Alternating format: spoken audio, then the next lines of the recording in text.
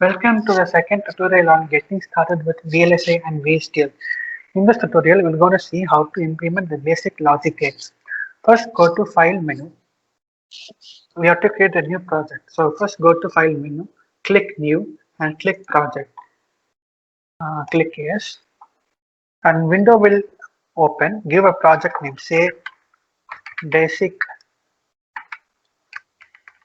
Gates. So this can be anything, whatever name if you want you can give. Click OK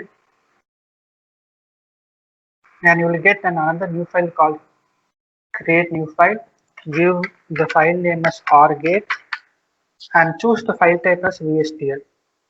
So this file name can be anything. So it can be rgate or rgates, whatever name you want to give, you can give it. I'm giving this rgate, so click OK. So once you click this, a file is added to the project with the question mark. So right click this and click edit. So there is a window that will open here. So I've already written the rgate code. So firstly we're importing the library.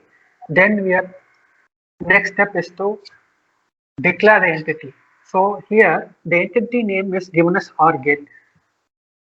Be careful because the file name which is given here rgate should be same as the entity name given here. This is case sensitive. So make sure that both of them are the same. Declare in the input and output ports. A and B are the input ports and Y is the output port, and we are ending the entity declaration. Next, we are defining the architecture. So the architecture name is given as OR logic. So this is the name of the architecture of the entity is OR gate. So this architecture of entity is defined by the following instruction coding lines. So y is the output. So where they are y is nothing but or a boolean operation of input a and b. So just mapping the y to a or b operation. So once you have done that, control S and save it and go to compile menu and click compile all. So we can see that compile of the file was successful. You will see a green color line here and it's a green tick here. Next we want to simulate it. Click simulate and click start simulation. Another window will open and under the work choose your file entity. So rgate was our entity name. So choose rgate and click OK.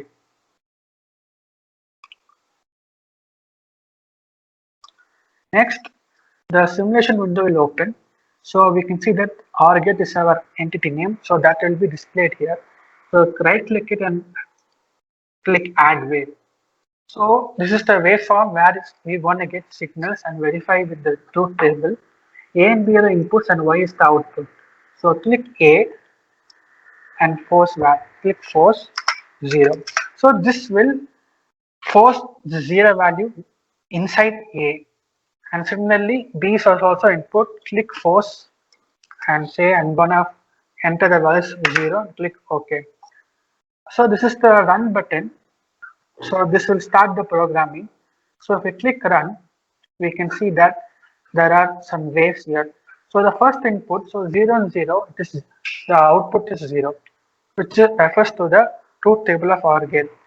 Secondly, say I'm going to give say 0 1, B as 0 1.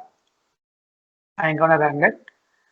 Move this cursor throughout the waveform. Now, if I keep at 100, 300 picosecond, there's no data. But if I keep at 150, we can see that the output is changed to 1 and inputs is also changed to 1.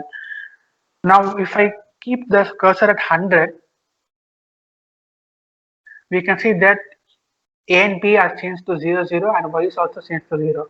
But if I move little above 100, again inputs and outputs are changed. So this is nothing but the runtime. So for each 100 seconds the wave will be generated. If you change it to 200, now up to 200 picoseconds we have wave. If you click run now, it will go up to 400 picoseconds. So this defines the number of seconds to which the signal will be defined. So try to implement all the logic gates using VSDL the codes are given in the tutorial as well. Well, please try to script the VSTL code for basic logic gates and try to compile and try to simulate. Thank you.